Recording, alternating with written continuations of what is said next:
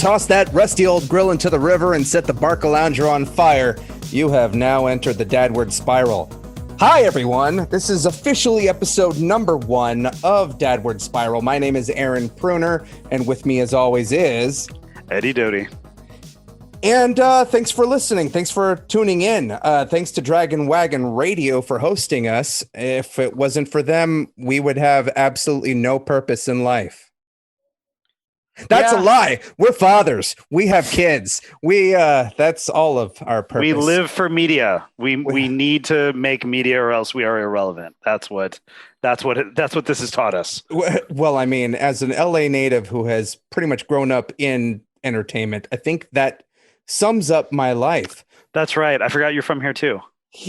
Yeah, we both are. So it's like there's a very unique experience about coming from here and having to raise a family here, I think. It's also unique when you're an actor. I remember I went in for an audition once, and it was for a commercial, and it was one of those group auditions where they brought like 5 or 6 people in, and instead of reading lines, they just wanted to have a conversation. And so the casting person was like, okay, by show of hands, who's from LA? And I was the only one who raised my hand, and I was ridiculed the entire time as if I was lying. Like, who the fuck would be from LA and try to pursue acting?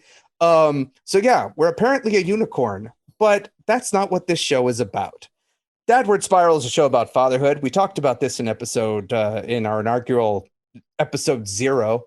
Our main goal is to sort of disrupt the patriarchy and blast through the tropes of fatherhood. As I mentioned last time, I never had a dad growing up, and I had absolutely no interest in anyone else's dads, my friends. I was almost like this jealousy, I guess, or this anger that I never had that. And so I didn't even want to open myself up to the idea of other friends who had dads. And that sort of translated into, well, I'm never going to be a father. Who the fuck wants to do that? Kids are just vomit machines. I don't want to be around that. I'm a sympathetic vomiter. Last thing I want to do is puke on my daughter's head. And then I became a dad, and it has opened up this whole new world for me. And I want to explore that. And that is what this show is about. And in this week's episode, we have a guest. And who would that guest be, Aaron? Santa Claus. That's false. No, joining us today is a Twitter friend of mine. I don't even know how the hell we became friends on social media, but Mr. Devin Sawa, who many people know from the Casper movie to Final Destination to Idle Hands to being the original Stan in Eminem's Stan music video. But there's a lot more to Mr. Sawa than his work. And he is joining us today to shed some light on his experience as a father and anything else he wants to talk about since we're living in a fucking pandemic. Hello, Devin. Hello, how are you? There really isn't anything to talk about. 7-8 months into quarantining with children, other than children. How you guys doing? We're Thank good. You for having me. Of course, man. We're good. I guess that's like the best way to kick it off. How are you doing in all of this?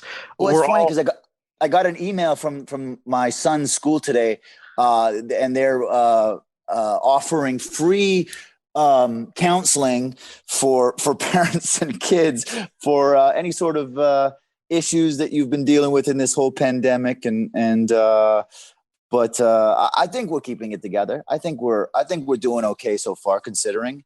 I feel like it's coming to an end, and it's been a long journey. How old are your kids? 6 and 4. Oh wow, okay. 6-year-old boy, 4-year-old girl. And Eddie, do we? Yeah, I was gonna say, do we want to introduce the kids? Yeah, because Aaron, you have. My daughter's name is Lily. She's 2 years old. And I mean, that's a handful for me. I can't even imagine 2 or 3, especially right now. Yeah, I got the 3. I got a 9-year-old named Grayson. I got a 6-year-old named Riker, and I got an 18-year-old who is currently. You mean an 18-month-old? 18-month-old. Yeah. No, Jesus. No, she's currently trying to climb the dining room table, so we're going to prevent that from happening. So yesterday you talked about her grabbing a kitchen knife, and now she's. she'll immediately try to start licking a light socket here in a second. And she can actually pull off the little safety covers now, so that's cool. My daughter just learned how to lock the door, which is fucking freaky. Riker did that, locked himself in his bedroom. I had to go in and like with a little knife jimmy it open. Thankfully we have old locks. Do you find it that your first child, everything was bubble wrapped and you had all the light socket plugs in, knives were at the top shelf, and by the time the second one rolls around, it's like, you know, there's knives on the ground. It's some of the things, like the light sockets we still do, the locks on the drawers we still do, but where you stop carrying immediately is like germs, or at least for us. Like before, like a pacifier would touch the ground, it's like pick it up with tongs and drop it into the sterilizer, the little steamer guy, the thing that we bought. Now it's like she will kick it under the couch. I'll reach under the couch, pull out one that's been there for 2 weeks, look at it and go, that's fine. Just, dust it off on like my pant leg and then just jam it back in her mouth. Like that's pretty much. And she's probably stronger for it. This is probably why she's so fearless, because she's had to like be subjected to God knows how many. But I mean, that's how that goes, right? When you have a second or third kid, they kind of follow the first or second kid. And so I've seen that with the second kids, they walk quicker. They try to catch up with their siblings. They speak quicker. They walk quicker. They everything is trying to keep up to the one before them. Okay. Yeah. And they see somebody their own age doing it, because like you have to understand, I thought about this, like put yourself in a kid's perspective. We as adults just look like aliens to them. Like we don't we're just these weird, ugly, bony giants. And we do all these strange things, and we don't talk the way they talk or think the way they think, but they see someone a little more their own size that's kind of on their wavelength. My sons are 3.5 years apart.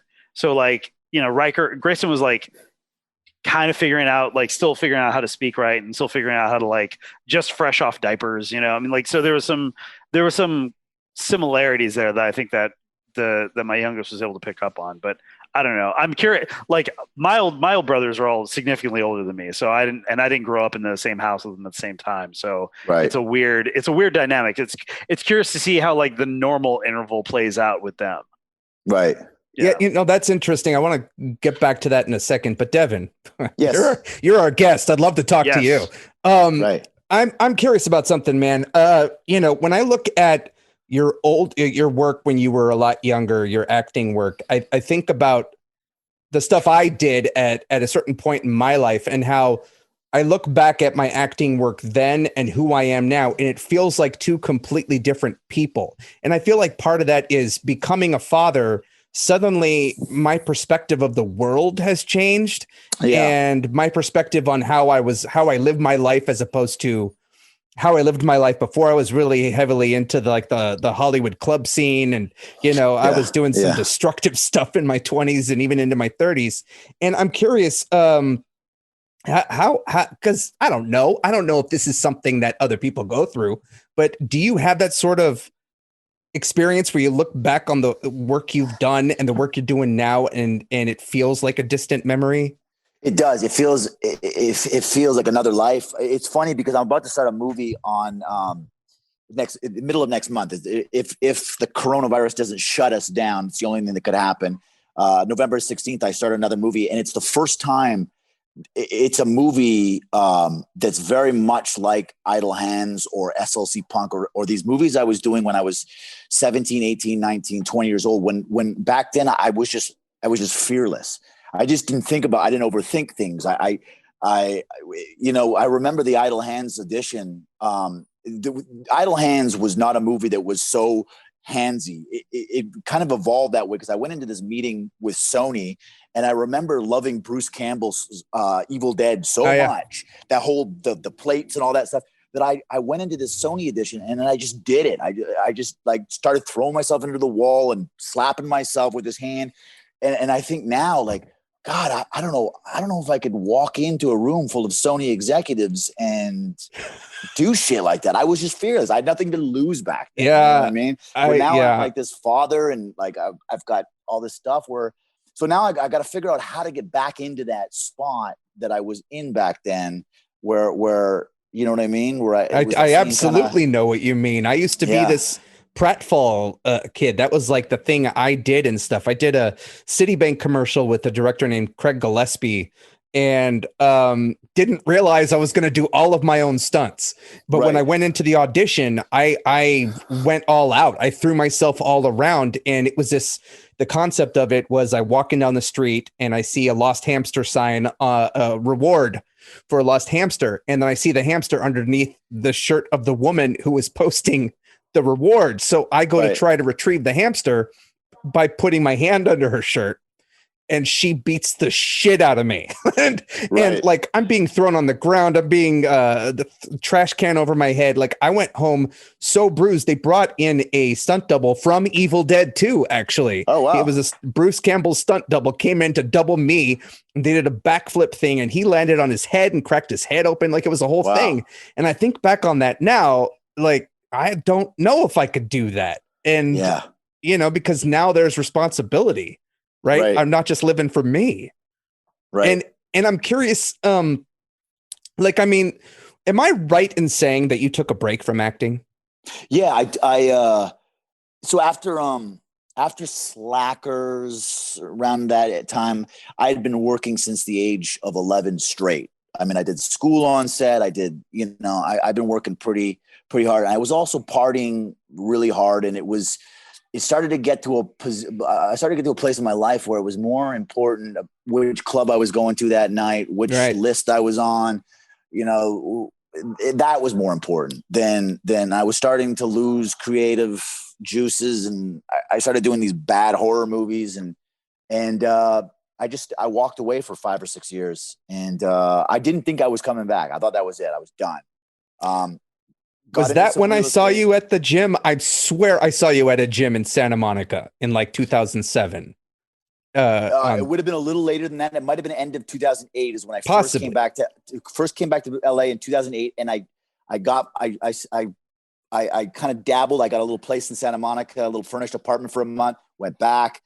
Then my wife and I, we went to Southeast Asia for a while, and, you know, did some more soul searching, but I'd quit, and one of the agents at the agency I was with before didn't get the memo or something. They sent me a script snail mail for Max Payne was the movie. And I put myself on, I thought, what the hell? I put myself on tape for it. And all of a sudden I got these managers calling, and the agents think I'm back, and they talked me into coming back down here. And I kind of slowly came back and eventually landed the Nikita. And that's the first time I'd ever done TV before.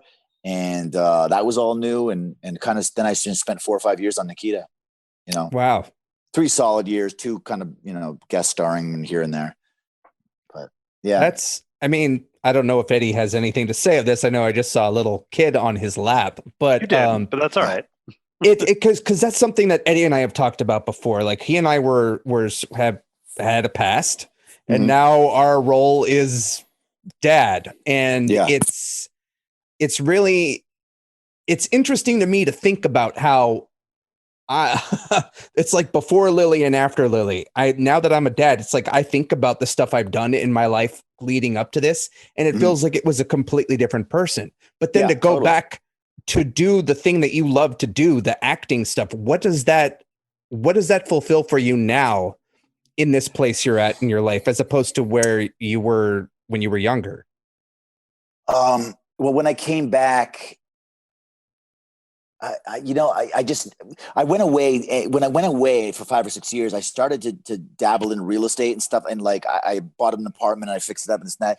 And it was fine, whatever. I made some good money and whatnot. But when I first did the audition and when I first did my first episode of Nikita, I realized there was a reason that I lasted through my child acting career into an adult act. It's because a lot of the kids on set, they were there because of their parents. Yeah. They were pushed there. You know what I mean? There was a it wasn't even 50-50. It was more like 80-20, where 20% of us really loved to be there. We're really passionate. We didn't have set parents. Like when in grade 5, my teacher out of punishment said, if Devin wants to be the center of attention, if he wants to be a class clown, he should join a damn theater company.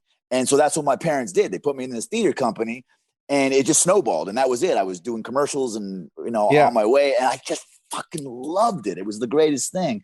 So when I came back the second time, after 5 or 6 years, there had been not just the 5 or 6 years, but even after Slackers, when I was just doing crappy movies and stuff, I realized right away, holy crap, I like being an artist. I like doing this, man. This is fun stuff. As long as I could do what I want to do.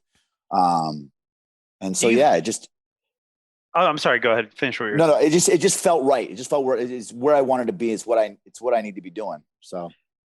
Do you feel like, before and after becoming a parent, like, do you feel like your process as an artist has changed? Do you feel like it's better informed? Do you feel like your relationship to your craft, like what do you feel has like evolved or changed since becoming a parent? So it's what I'm dealing with now is when I was, a single man prepping for any of these movies, there would be a lot. I would have the ability to, sit in my apartment and dive for hours, dive into stuff, try things, be by myself. There's none of that anymore. It's not a lot of time to do that. It's I don't know. It's definitely different. I wish I had more time, the kids, without the kids for prepping, but God forbid I got rid of the kids or anything, but like it's definitely taking some getting used to, trying to find my creative space, trying to find this movie starts on the 16th and I don't get to go to the gym to prepare it more. I don't get to, go to my space and try different stuff because it is kind of physical. But it's being dealt with. But the plus side is this movie is it's a horror comedy, and there's a lot of these. We have really, really big special effects house doing it, and so my son should be able to see some really.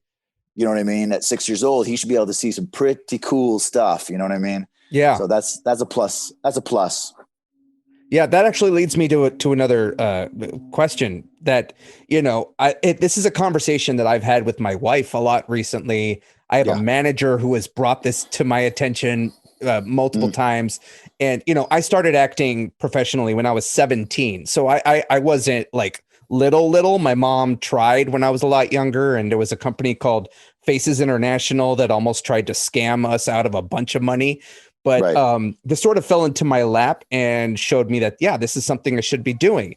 And now that I'm a dad, the conversation has become, well, my daughter's really funny and cute and energetic. And what if she wants to become an actor? Do we put her into it when she's old enough? My manager has tried to, have those conversations of, well, when she's 5 years old, I'd love to represent her. And being that you've gone through that, experience, if your son or daughter came up to you and said, I want to be an actor, what is your response? Like, how do you go about that? That's the first thing that would have to happen. My son or daughter would have to approach me and show an interest in it. And then, I spent the first few years in theater. And I think that I would make them go to theater where they're not getting paid. There's no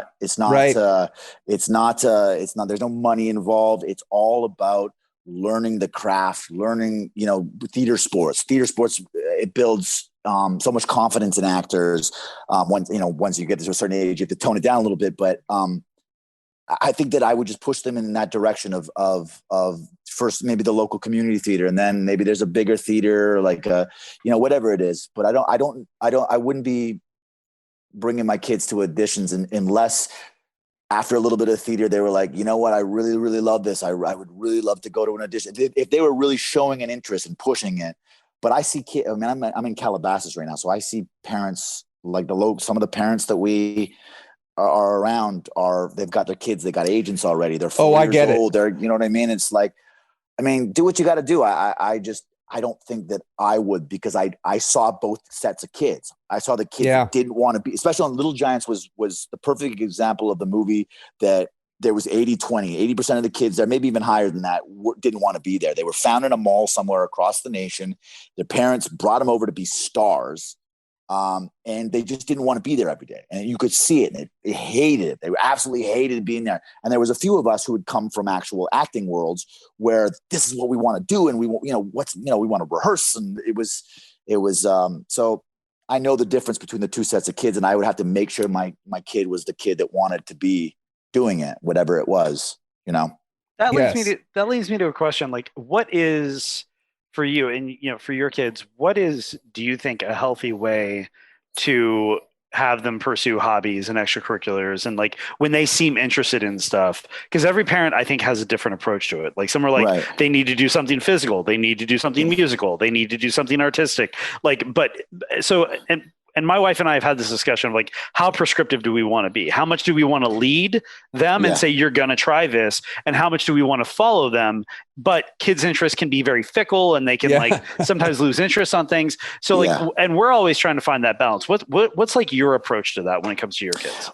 Well, when I was a kid, before the acting had started, and as the acting was going, I come from a small town in Canada, just outside Vancouver, hockey town, was sports town, whatever. And my father was very into sports, and I hated sports. I loved sports, but I hated going to sports with him, because if you had a bad game, you knew about it. I remember many games after the game, I would be in tears if my father said I had a lousy game, or I looked like a slug, or I was, whatever it was. And it was, and that's maybe another reason why I gravitated towards acting too, is because he knew nothing about acting and didn't really get it, didn't understand it. And so he just left me alone to do whatever I did.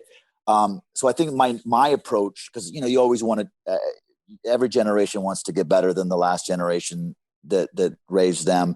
And I think my approach now is I want to make sure my kid is enjoying himself in whatever he's doing.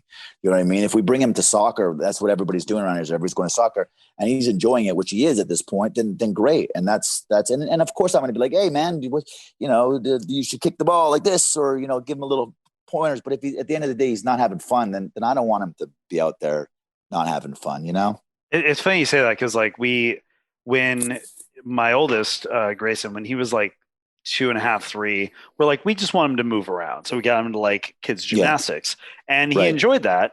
And then he got older. And so then, he became part of like the junior team. And then it was like, okay, they're old enough to go to competitions now. And then before we knew it, this 7-year-old at the time kid was doing 3 nights a week, 2.5 hours each time, Monday, Wednesday, Friday. And then there were meets, and it just got out of control. And we're like, he seems to enjoy this. And then one day he was just like, I don't enjoy this anymore. He's like, I love my coach, I love my teammates, but I don't like doing. He was exhausted every time he came home. And we're like, okay, well, and you were exhausted as well, probably. And like broke. Like gymnastics is so expensive, and like because then there's travel, and you got to pay coaches fees, and all this other stuff. Sweet. And so we had a conversation. We were like, what? You're going to do something else. You're not going to stop doing this and then do nothing. So like, what would you like to do? And so we spent about 2 months, like taking them around to different places, and just happened to move right next door or up the street from my friend's capoeira school. And he saw capoeira, and like it's an Afro-Brazilian martial art with gymnastics involved. Oh, cool. I know what it is. Yeah, dance I've fighting. Seen the movie. Yeah, Only the Strong. Yeah, there you go. With Iron Chef as the lead. But no, like and so he loved that, and he fell in love with that, and he does that, and it's only twice a week, and he's not in great a shape as he was when he was doing gymnastics, but that's fine. He doesn't need to get yoked at 10. So it's like, so for us, it was like finding that balance. And I'm always fearful. Like, are we pushing enough? Are we not pushing enough? Are we, and I don't know the answer to it.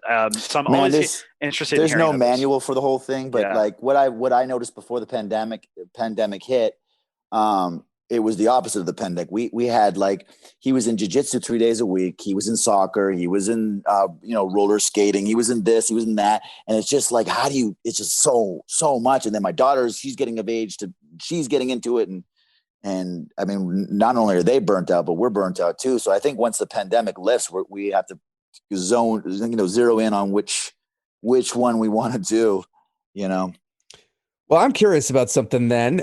Now we're in a pandemic, and obviously my daughter is not old enough for school, but like, how do you, I'm assuming you got a backyard and activities, but how the hell do you keep them active and busy when you're stuck indoors? Just recently, my wife started taking our daughter to dance class, which is like, mind you, this is at a place that she works at, so they're free classes, but still I had a fucking panic attack when it first happened, because like this was a few months ago. They had just opened. There were other kids, there were teachers, people with like the shields over their faces, and kids are already germ magnets.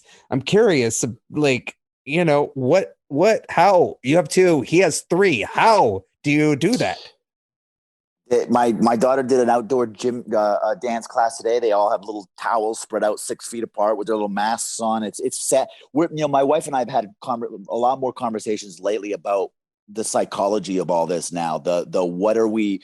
Because my son is at an age of 6 years old where he should be out, scrapping with the other little boys, or skinning his knee, or learning stuff that, other little boys should be learning. And my daughter is only 4, so she's not quite, we're not quite as worried, but he's at this age where, we're at this point where they're learning their social skills and how they interact with other kids. And if how long this is going to take, my daughter already, I've seen how she interacts with kids, and she's so standoffish and freaked out by the energy. I took her to the park the other day, and she was pointing at kids, but she wouldn't go near them. And I'm like, am I raising an antisocial girl? And is it because we're locked at home? Right. Yeah.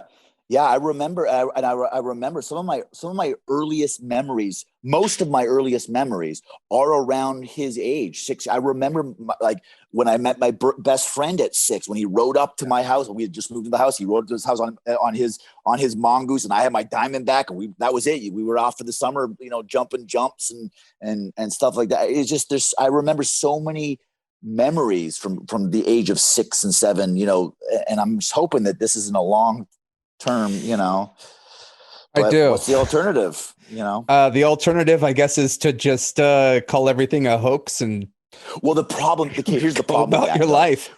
I'm a believer in the coronavirus, and I think we should do whatever the scientists, doctors, yada yada, blah blah. But even if I wasn't, if I was like, okay, this thing is bullshit, I'm just gonna go about my life. You can't do that in LA. Everything's shut down here. I know. You can't. I mean, where do you want me to go? You go to the park, people are walking around in masks, they're ready to like punch you if you get within their 6 feet bubble. It's out here, man. Nothing is open. The malls are closed. We're on total lockdown. Yeah, I know. I'm in LA too. And, but like I'm in Sherman Oaks, and I took my daughter to the park the other day, and it was like people were behaving like there wasn't a pandemic at all. There was a dad next to me pushing his daughter with a mask around his neck, just playing around on his phone, pushing his daughter on the swings. And there was just a bunch of parents and kids running around, touching a bunch of shit. And I'm like, guys, it's like, they're pretty uptight out here. They're pretty. I'm familiar with Calabasas. I got friends out there, but Oh yeah. Speaking about that. Okay. So we're talking about this lockdown and the bubble that we are now currently living in. And you briefly mentioned living in South Asia or visiting South Asia. And I've seen you talk about Greece. I think it was Greece. You want to move to get a house out there. And I'd love to talk to you. We were planning to get a house before this whole thing went down. We were talking to real estate agents about getting a small little, house in Greece. And my kids have, every time I get a little bit of extra money or whatever, instead of, flashy vacations or cars or anything like this, I try to take them, and they're nothing glamorous at all. They're really, we fly over to Southeast Asia. We stay in little huts. We kind of just travel. We go for multiple months. The most expensive thing is the flights over there. And once you get over there, you can, money goes a long ways. But they've been to Vietnam twice. They've been to Thailand. They've been to Philippines, Greece. I'm trying to like give them an education. Give them an education on the world and the people and how we're all just we're all just the same, living on this crazy rock, doing different things, and we're all amazing people. And I'm trying to instill that in my kids. You know what I mean? I do. How do you view that now, though? Like, everything is locked down. No, like, countries are closed off to Americans. My wife has been dreaming about going back to Paris, and she's been teaching herself French now. And it's like, it kind of feels like we are, I mean, it doesn't kind of feel, it feels like we're isolated. We're isolated in many ways. And one of the things it's one of the reasons why I flocked to everything Anthony Bourdain did, because I'm already a sarcastic son of a bitch, but like his tone, but also his modus operandi for how he took us to different places in the world. And even like the craziest place you could think of, we're all still the same. And it's something that Phil Rosenthal is doing with his show, Somebody Feed Phil on Netflix. Yeah, and I've seen it. Yeah, I feel like that is so important, especially now. Do you still have those plans? Yeah. I was working in Israel, in Tel Aviv, and also Bulgaria. And so my wife wanted to come over and visit, and we decided to meet in Greece with the family. And so she flew the family over there, and she went to Rome first with the kids, and then met me in Greece. And we just fell in love with Greece. We fell in love with Crete. We fell in love with the people, the food.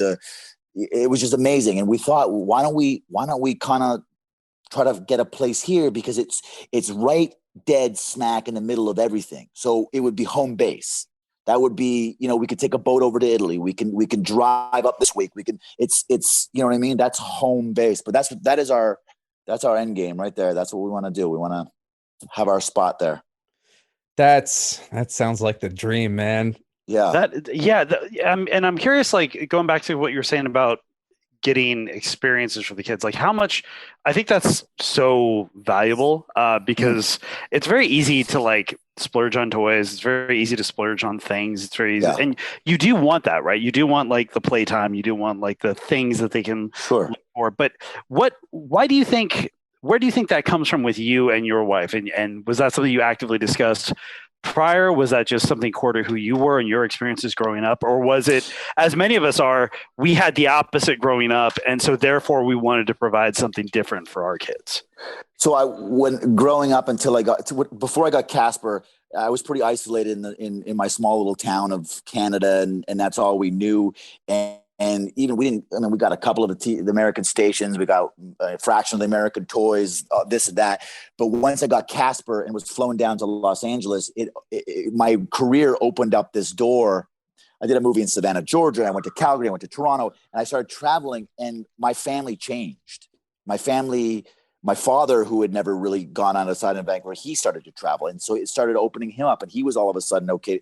And my family just started being educated to the world, and it's something I've always done. I've always traveled, and I've always met different people, and had different experiences.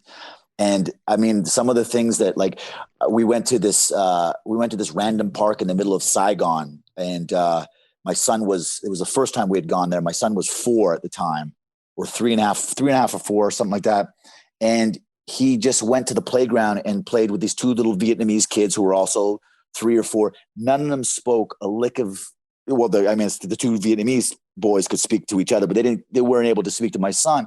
But they played for a good hour, and they just played because they knew how to play, and that was it. They didn't need to speak. Right. They figured it out, and it was awesome to watch, and it was awesome to see my son, having that experience, and then just the different things that we try to do. It just makes it all worth it.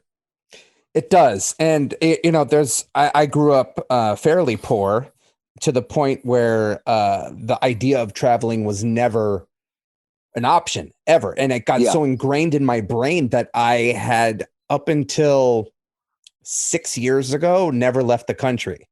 I had never been out of the country, aside from driving to Mexico. And I feel like there's a lot of people who live by this idea that traveling is so out of their reach, either monetarily or just a super scary thing, or just not something that you should do. And as soon as we went to Germany and France, and it was, first off, and we also went to Japan a few years after that. The culture shift, like, just you're very aware when you touch down in America, is all I'm saying, because it's I'm not even gonna say why I'm saying that, but like going to France, going to Germany, going to Japan, you get such a different perspective of everything. But at the same time, you're right. It touches on this. We're all the same sort of theme. We do different stuff. I mean, we got different stuff. We got different, but we're really all we're just all living on this big thing, this big spinning thing. And it's you realize that. It's funny because people in Los Angeles will go on about like, oh my God, you went to Vietnam with your 4-year-old and your 2-year-old? Oh, that's awesome, though. Is that safe? And I'm like, dude, you live in Los Angeles. You realize that, right? Right. We're in Los Angeles, one of the most dangerous cities in the world. But I'm sure they probably have seen those videos of like all the scooters crowding the streets and it being like this organized chaos. I'll send you a video. We crossed those massive, like, moped crazy streets, and it's like the parting of the Red Sea, where they just kind of like they ride around you as you're walking. What? And we got a stroller and we had a kid on our shoulders, and I'm holding my wife's hand. How do you know to go, or do you just dive in? You just gotta trust what's going on. God. Yeah, that would give me a heart attack. That would give me a heart attack. Before we started recording, you and Eddie were talking about jujitsu, and I feel like we're talking about Saigon, and I just mentioned Anthony Bourdain, and he was into jujitsu, and he wanted to move his family to Vietnam, and I feel like this is all sort of falling into this place of like, we talked, and we will continue to talk about America's perspective of fatherhood and the expectations behind it, and how we're all just expected to show up and do the bare minimum. But you're going out and you're putting your kids into real world situations that aren't real world situations by what most people's understanding is. It's actually the real fucking world. Yeah. And that sounds dangerous, but like, there's kids in Saigon, they've grown up in that reality. And I think that is just at least one detail of like this bigger disconnect that we all are continuing to live through. Yeah, that's I think it's such a good point, because like to that point, you guys were talking about traveling and stuff like that, and Aaron, you wanting to travel. I moved every school year from kindergarten through like 7th grade, and I was not in the same city for more than 10 months at a time, because we followed my mom's career in aerospace, and she was in demand, and she was being like hired. We bounced back between like Florida and we were living in Florida when the Challenger blew up. Like, we were part of that. Yeah. My mom worked on the Challenger, and then she had to like work on the investigation of what went wrong, and wasn't her fault. And then good to know. Just 1, 2, 3, not it. And and then they, but then like we bounced back and forth between LA and like Central California, and like, and because of that, all I wanted was like a quote unquote normal childhood. I wanted because I like when I finally did settle, all my friends were like, oh, I've my best friend for the last, since we were 5. And it's like, cool. I could not tell you what my 5-year-old best friend's name was if you held a gun to my face. Right. So, but what I'm finding now is, and what I'm realizing, especially like from early adulthood on, was living across the country, living in both Orlando, Florida, and Henderson, Nevada, and San Diego, and San Francisco, and Santa Rosa, and all these other places, was really seeing like how different people understand and interpret what a dad's role is in that. Like the idea, when we lived in Northern California, the idea that my dad was just like had a job and not a career, and was really to support my mom's career, that was kind of okay in the 80s. But it definitely wasn't okay when we lived in the South. It definitely wasn't okay when we lived in other parts of the thing. And so I'm wondering, like, even in California, do you find that like, because I'm sure you consider yourself like a really involved dad, like, do you find nowadays there's less of that? Do you find nowadays that there's still remnants of like people expecting you to do less because you're the dad and not the mom? Like, what, like in your peer group, like what do you encounter? I don't know. I don't know. My wife actually just started working full time, and I don't. Since I've become a father, my work has been. I've been fortunate enough to do a couple of movies a year, and they only take a month each. So I disappear for 3-4 weeks, and then I come back for like 5 months, and so I'm here a lot. I don't know if that answers your question. I think it does, because like your career, like you can be very intensely on at work, and then 100% dedicated to being like dad. Right. Yeah. You know what I mean? And I think that works for. Right now, my wife, she went back to school to become an interior designer. And she, right out the gate, she booked this incredibly huge job doing a house in Malibu. And so it went to where she's now working all the time, and I'm doing all the dad stuff, and it's working out great. I mean, we're adapting well. I think that the key to our relationship is we do everything 50-50. There's not something, I mean, we're not from the old school family where, the wife does the dishes and cooks and does the laundry, and the dad fixes the car, which is good because I can't fix a car. Neither can I.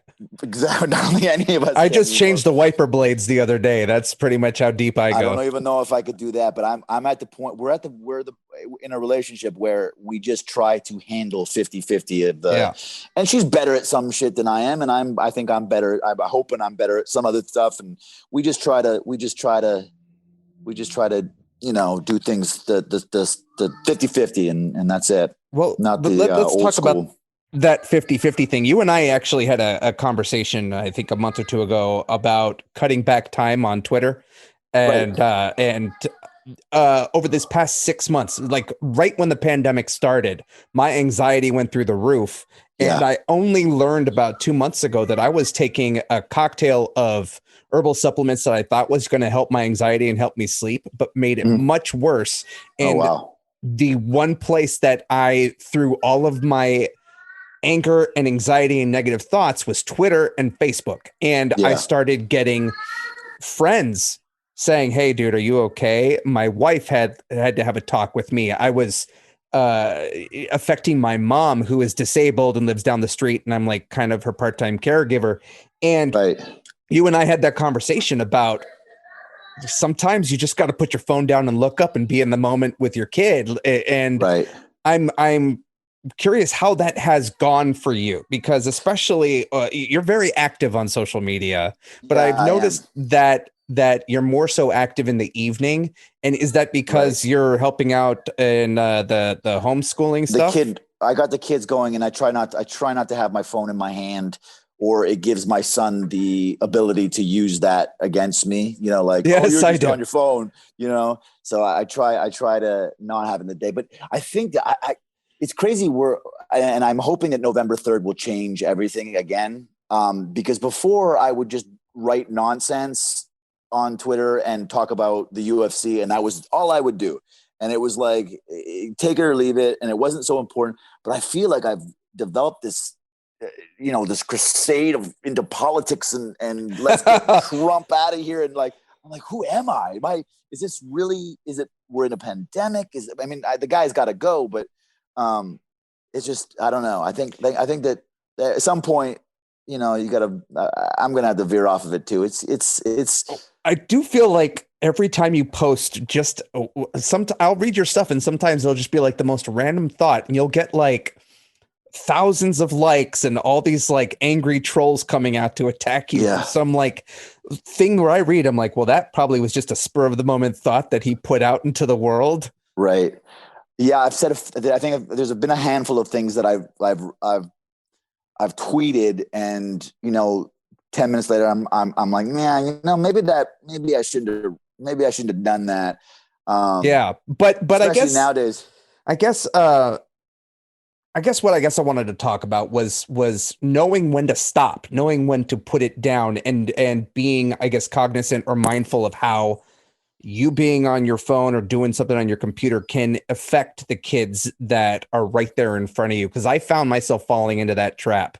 Yeah, I don't want them to see. I don't want their memories of me at this age for me to always be in huddle. Because you see it at the park. Yes, and you see parents at the park, and they're just in their phone, and it looks awful. It looks like the kids just just standing there looking up at a tree or whatever it is they're doing, and the parent is just glued into what is obviously more important than their child at a park. Absolutely. And I don't want to be that guy.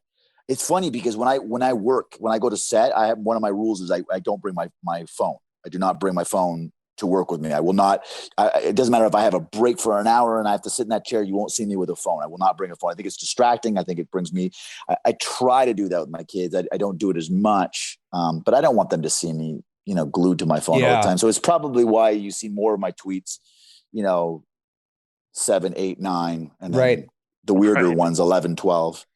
I saw this video today online from Access Hollywood talking about Devon Sawa, who was caught with his pants down in the background of his kid being in class. Yeah. See, first of all, it never happened. Really? No, it never happened. Sometimes I write things on Twitter that I think will be funny and like, oh my God, that's me. I got caught with my pants.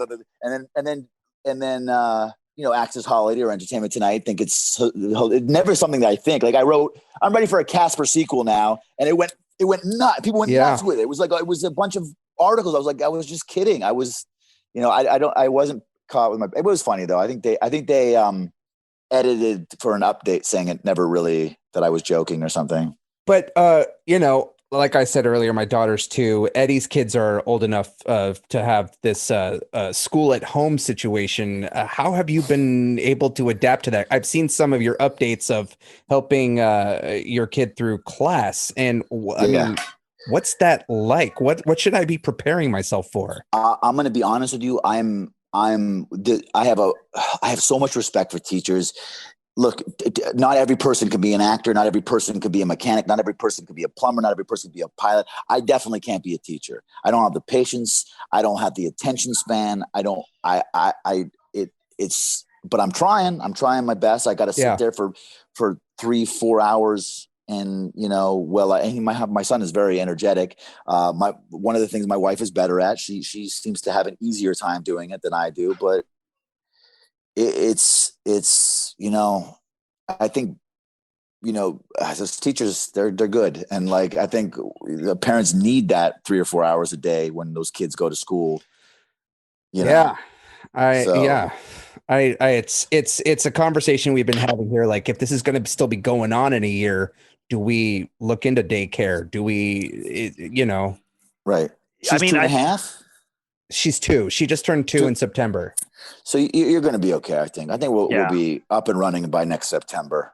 And daycare, I can't speak positively enough about daycare. Like, daycare was so instrumental to. But daycare during a pandemic, that's what I'm talking about. I know. I get it. I totally. I like, my wife teaches dance, but at her school, they're doing those learning pods. And expensive as hell. But, there was a thing where my wife and my oldest son had to go out of town for a few days for a family thing. And so I was crazy in the middle of work. And so I dropped my son off, my youngest son at a learning pod for 3 days. And those 3 days where he had like the focus of an adult helping him and the focus that wasn't us, and like, and a space that was designed to like learn in, right. And other kids his age, even though everyone was masked, everyone was distanced, every precaution in the world, in a well-ventilated, semi-outdoor space, man, it made all the difference. Like, the teacher even commented, like, he's so much more responsive this way. And we're like, if we could afford to do that daily, we would, because it's like $50 a day. It's like ridiculous. Yeah. It can be expensive. It can add up. But like, so I don't, look, I don't know what the future of it is. Like, every time we feel like we make progress, we seem to backslide a little bit. I think what's realistic is that we're going to have moments where things open up, and then things will have to tighten up for a few weeks, and then things will open up, and we're going to probably do this dance for a while based on everything that's available. So I think like part of the dance is going to be figuring out safe ways for, at the very least, kids to be around other kids. They just opened up playgrounds in LA County. And all the parents were on their phones when I was there. Yes, but I will say, like, I was having a conversation with another dad there today, and he was about to have his second son, and he was just asking me questions about. I told you have the answers. I don't have the answers. As I said to you, I said 3 kids. This is what works for us. This is what we found to be true. You will find other things to be true, but I hope in what worked for us that there's something that for you that can work as well. And I think that's. Go ahead. With having every answer, I mean, every kid is so much different. You know, what works for one kid is definitely like there's kids that are probably doing this homeschool thing where they sit there for 3 or 4 hours glued to their papers. You know, this is what works for them. They're constantly. My kid is probably a lot like I was when because I did set school, so I had one teacher over me all the time.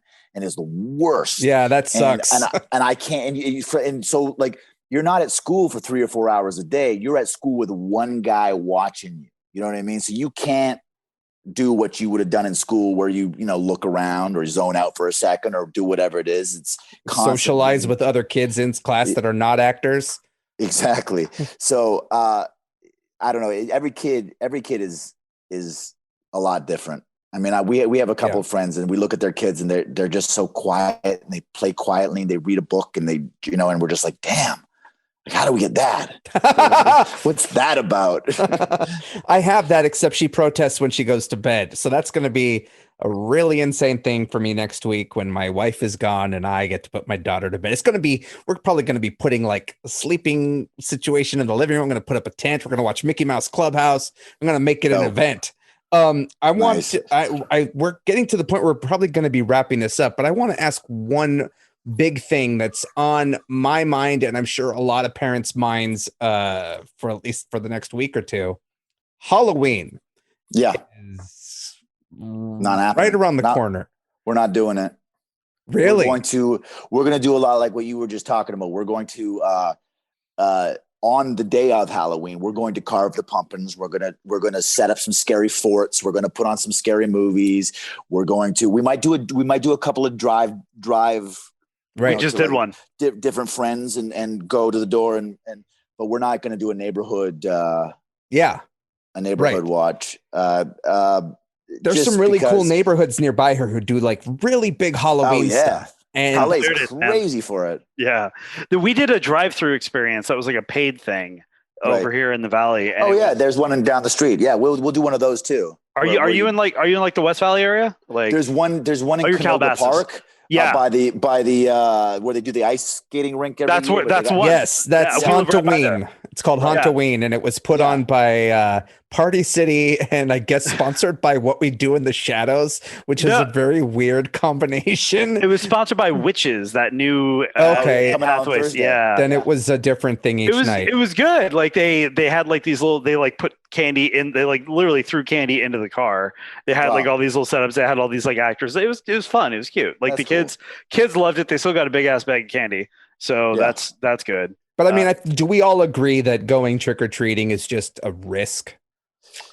Don't want to deal with that. Probably nothing would happen, but I mean, if we all here's the thing with this whole pandemic, my opinion of why it's worked in every other country and not ours is because if we would have just shut everything down for like if we would have just shut down, we can't shut California down and leave Florida open. It doesn't work that way. You know what I mean? You can't shut New York down and leave all the fucking states surrounding it open. That's why it's skyrocketing right now in the Midwest. Yeah, no, I get it. And if we all just stayed like if they're talking about opening Disneyland and it's like, come on, we all just need to stay. If we all as a country just stayed in for 4 weeks and brought it down, we might get somewhere. We might be like some of the other countries. Yeah. I'm a big Halloween fan, and I wanted to introduce my daughter to it. Mind you, she's really young. But I went on this, I was like, well, fuck, if trick-or-treating isn't happening, I'm going to decorate the living room. And I went on a mission to Target to find some cheap stuff to put up just so she kind of understands what pumpkins are and what Halloween is. Right. And we just took her to a pumpkin patch this past weekend to go pick out pumpkins. And I mean, aside from that, we had this idea of maybe having her walk door to door in our apartment to knock on each door to trick-or-treat and us giving her some sort of prize, but I just wanted to see what you guys were thinking that you were going to be doing, because I think the apartment thing is completely fine. Yeah. I mean, that's if everybody has, you could always slip a little note under. No, I mean, door to door inside our apartment. Yeah, I don't what think, I mean. Yeah. That's what I mean. Yeah. That's what I mean. Yeah. I don't trust the people in my, my neighbors. So fuck them. Right. But no, seriously, Eddie, I could tell you stories about this building. I had an anti-Semitic Russian woman set fire to our landlord's truck last year. Holy shit. And I found the truck on fire, and if I didn't find it on, when I did, it would have burnt our carport down. Like is that Hollywood? Is that Hollywood? I'm in Sherman Oaks. It's not even Hollywood. It's like, I know. Dude. Sherman Oaks is great though. I'm envious of you guys. Eddie's on his way to moving into a house. You live in a house. My wife and I have been talking about moving into a house, but goddamn, the cost of living in this city is. Yeah, well, that's what we're thinking about moving out of the city. We're downgrade. We could split this house into a place in Greece and a place in somewhere else. Right. And, for the price, it's just it's crazy here, and it's not even. I don't know. I'm not the biggest Calabasas fan. I really am not. Yeah. Going down to that outdoor mall, what's it called? The Calabasas, the Grove, or not the Grove, the Commons. Yeah, I got hit by a car in that fucking parking lot. Some soccer mom. No, I mean, I just soccer mom was backing up in her with a little toy poodle on her lap and not looking in the rearview mirror, and I'm walking. I got hit. God damn it! That's an emotional support dog. Yes, but not supporting me. My dog cannot emotionally support himself, let alone here. He's literally just sitting in the corner, going like, "What the hell?" Devin, we could probably keep talking to you, but we're not going to. Okay. That's one way of putting it. No. I mean, I'm looking at the time here, and I'm like, it's 8:00, and I'm already feeling like it's bedtime for me. But seriously, though, this has been a really cool conversation, and it's been a great way to really kick off our show. And when I was talking to Eddie about this yesterday, I was like, I want to start off the conversation with him about Final Destination and the concept of how death is an inevitability. And now that I'm a father, I really do feel like death is around every corner waiting for me, and there's danger in everything. And it's really amplified my neurotic Jewishness. And that's Final Destination 6. You just figured it out. It's Final Destination 6 is kids. Like a parent sees kids dying, and like it's called the Father Destination. Yeah, all those things, all those things you think your kid's gonna die of is how the kids keep going. One kid electrical soccer, one kid drinks, one kid. You know what I mean? That's the Final Destination 6 concept. All right, we're gonna write it, and you're gonna come back as a dad. Let's fucking make it happen. Devin, if I'm assuming people know where to find you, but if they don't, can you tell our listeners where they could find you online? Twitter, Devin E. Sawa, Instagram, Devin.Sawa, and that's it, man. And yeah. Do you have any parting words of wisdom before we go?